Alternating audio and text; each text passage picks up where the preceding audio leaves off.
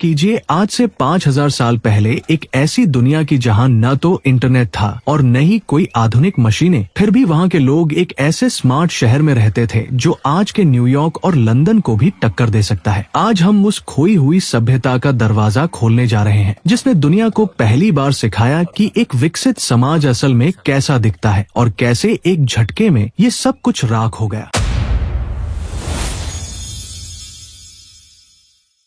अगर आपको लगता है कि ग्लोबलाइजेशन आज के दौर की देन है, तो आपको लोथल के उस विशालकाय डॉकयार्ड को देखना चाहिए जो दुनिया का सबसे पुराना बंदरगाह माना जाता है। हड़प्पा के व्यापारी सिर्फ अपने क्षेत्र तक सीमित नहीं थे, बल्कि वे अपनी नावों में बैठकर ओमान, बहरीन और इराक यानी उस समय के मेसोपोटामिया तक जाते थे। खुदाई में मिली मुहरें और वहाँ की चीजें इस बात का पक्का सबूत है कि इनका इंटरनेशनल बिजनेस नेटवर्क कितना तगड़ा था। वे मनके, लकड़ी, कपास और तांबे का निर्यात करते थे और बदले में वहाँ से कीमती चीजें लाते थे। लोथल का डॉकयार्ड ज्वार भाटे के विज्ञान को ध्यान में रखकर बनाया गया था ताकि बड़ी नावें आसानी से अंदर आ सके और पानी का स्तर नियंत्रित किया जा सके। बिना जीपीएस और बिना आधुनिक नेविगेशन के समंदर की लहरों को चीरकर हजारों मील दूर व्यापार करना उस दौर के इंसानों के लिए किसी सुपर पावर से कम नहीं था। गंदगी और बीमारी का सीधा रिश्ता होता है और हड़प्पा के लोग इस विज्ञान को बहुत गहराई से समझते थे। इसीलिए उन्होंने दुनिया का पहला कवर ड्रेनेज सिस्टम यानी ढकी हुई नालियों का नेटवर्क बनाया। हर घर से निकलने वाला गंदा पानी छोटी नालियों के जरिए गली की मुख्य नाली में जाता था और ये मुख्य नाली शहर के बाहर बड़े सोकपिट्स में जाकर मिलती थी। सबसे हैरान करने वाली बात यह है कि इन नालियों को पत्थरों की बड़ी सिलियों से ढका गया था जिन्हें सफाई के लिए हटाया जा सकता था, बिल्कुल आज के मैनहोल की तरह। कचरा नालियों में फंसकर पानी को न रोके, इसके लिए उन्होंने जगह जगह ईंटों की जाली और फिल्टर लगाए थे जो ठोस कचरे को अलग कर देते थे। आप विश्वास नहीं करेंगे कि उस दौर में हर घर में अपना एक प्राइवेट बाथरूम और टॉयलेट होता था जो सीधे इस म्युनिसिपल लाइन से जुड़ा था। सफाई के प्रति इतना जुनून और ऐसा सिस्टम तो आज भी कई विकासशील देशों के शहरों में देखने को नहीं मिलता, जो ये साबित करता है कि उनकी सोच समय से हजारों साल आगे थी। पानी को स्टोर करना और उसे मैनेज करना आज की दुनिया की सबसे बड़ी चुनौती है, लेकिन मोहनजोदड़ो के लोगों ने इस समस्या को हजारों साल पहले ही सुलझा लिया था। द ग्रेट बाथ को देखिए, ये सिर्फ नहाने का एक बड़ा तालाब नहीं था, बल्कि ये उस समय की इंजीनियरिंग का एक ऐसा नमूना है जिसे देखकर आज के सिविल इंजीनियर भी अपना सिर खुजलाने पर मजबूर हो जाए। इस तालाब को बनाने में पकी हुई ईंटों का इस्तेमाल किया गया था और पानी एक बूंद भी लीक न हो, इसके लिए उन्होंने जिप्सम और बिटुमन यानी एक तरह के डामर की परत चढ़ाई थी। ये वाटर प्रूफिंग की तकनीक उस जमाने में अस्तित्व में थी जब बाकी दुनिया गुफाओं और कच्ची झोपड़ियों में रहना सीख रही थी। ये तालाब शायद किसी धार्मिक अनुष्ठान या सामुदायिक स्नान के लिए इस्तेमाल होता था, जो ये बताता है कि उनके लिए स्वच्छता सिर्फ एक आदत नहीं बल्कि एक धर्म के समान थी। पानी को अंदर लाने और गंदे पानी को बाहर निकालने का सिस्टम इतना एडवांस था कि आज के स्विमिंग पूल भी उसके सामने फीके नजर आते हैं। इतिहास की लगभग हर पुरानी सभ्यता में आपको बड़े बड़े महल, राजाओं की ऊंची मूर्तियां और भव्य मंदिर देखने को मिलते हैं, लेकिन हड़प्पा सभ्यता इस मामले में पूरी दुनिया से अलग और अनोखी है। यहाँ न तो कोई बड़ा राजमहल मिला है और न ही किसी तानाशाह राजा की कब्र, जिससे ये अंदाजा लगाया जाता है कि यहाँ का समाज शायद बहुत समतावादी था। ऐसा लगता है कि यहाँ का शासन किसी एक राजा के हाथ में नहीं बल्कि व्यापारियों या चुनिंदा लोगों की एक समिति के हाथ में था जो फैसले लेते थे। अमीर और गरीब के घरों में बहुत ज्यादा अंतर नहीं था, जो ये इशारा करता है कि वहाँ संसाधनों का बंटवारा काफी हद तक समान था। युद्ध के हथियार बहुत कम मिले हैं, जिसका मतलब है कि ये लोग शांति प्रिय थे और अपनी ऊर्जा को लड़ने के बजाय व्यापार और विकास में लगाते थे। ये अपने आप में एक मिसाल है कि बिना किसी डरावने राजा या सेना के भी एक इतना बड़ा और व्यवस्थित समाज सैकड़ों सालों तक कैसे फलता फूलता रहा। आपने कभी सोचा है कि एक पूरी सभ्यता जो लाखों वर्ग किलोमीटर में फैली हो, उसमें हर जगह एक ही साइज और एक ही वजन की ईंटें कैसे मिल सकती है? हड़प्पा से लेकर मोहनजोदड़ो और लोथल तक हर जगह ईंटों का अनुपात बिल्कुल एक जैसा था, यानी लंबाई, चौड़ाई और मोटाई का अनुपात 1, 2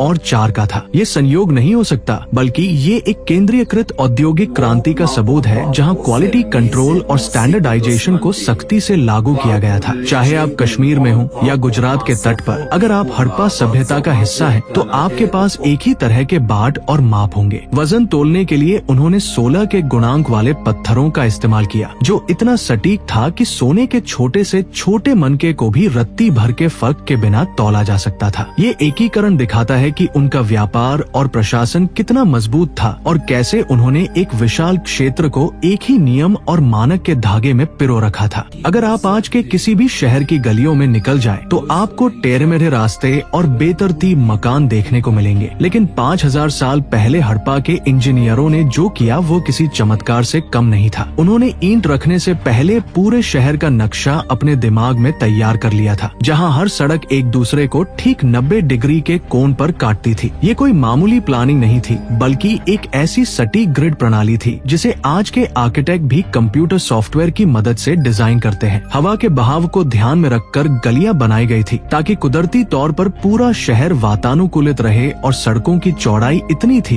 कि 2 बैलगाड़ियां एक साथ आराम से गुजर सके। आप ये जानकर हैरान रह जाएंगे कि हजारों साल तक इस शहर का ढांचा नहीं बदला, जिसका मतलब है कि वहाँ अतिक्रमण या अवैध निर्माण जैसी कोई चीज ही नहीं थी। ये अनुशासन और नियम पालन का वो स्तर है जो आज के आधुनिक समाजों में भी मुश्किल से देखने को मिलता है, और ये साबित करता है कि वे लोग हमसे कहीं ज्यादा स्मार्ट थे। इस सभ्यता की सबसे बड़ी पहेली इसकी लिपि है, जिसे आज तक दुनिया का कोई भी सुपर कंप्यूटर या भाषा वैज्ञानिक डिकोड नहीं कर पाया है। उनकी मुहरों, बर्तनों और तांबे की प्लेटों पर लिखे ये अजीबोगरीब चिन्ह हमें कुछ बताना चाहते हैं, लेकिन हम उनकी आवाज सुनने में असमर्थ हैं। कुछ लोग कहते हैं कि ये द्रविड़ भाषा परिवार से जुड़ी है, तो कुछ इसे संस्कृत के शुरुआती रूप से जोड़ते हैं, लेकिन हकीकत ये है कि ये अभी भी एक रहस्य है। जिस दिन ये लिपि पढ़ ली जाएगी, उस दिन इतिहास की किताबों को दोबारा लिखना पड़ेगा, क्योंकि तब हमें पता चलेगा कि उनके देवताओं के नाम क्या थे, उनके राजा कौन थे और उन्होंने असल में क्या क्या हासिल किया था। ये एक ऐसा लॉक है जिसकी चाबी वक्त की रेत में कहीं खो गई है, और ये हमें बार बार याद दिलाता है कि हम अभी भी अपने पूर्वजों के बारे में कितना कम जानते हैं। ये अनसुलझा रहस्य इस सभ्यता को और भी ज्यादा रोमांचक और जादुई बना देता है। इतनी महान सभ्यता का अंत कैसे हुआ, ये सवाल वैज्ञानिकों को दशकों से परेशान कर रहा है, लेकिन अब सबूत इशारा कर रहे हैं कि विलेन कोई इंसान नहीं बल्कि जलवायु परिवर्तन था। जिस सरस्वती नदी के किनारे ये सभ्यता फली खुली थी, वो धीरे धीरे सूखने लगी थी, क्योंकि हिमालय से आने वाला पानी कम हो गया था और मानसून का पैटर्न पूरी तरह बदल गया था। पानी की कमी ने खेती को बर्बाद कर दिया होगा, जिससे खाने का संकट खड़ा हो गया, और जो शहर कभी व्यापार के केंद्र थे वे अब वीरान होने लगे। ये एक धीमा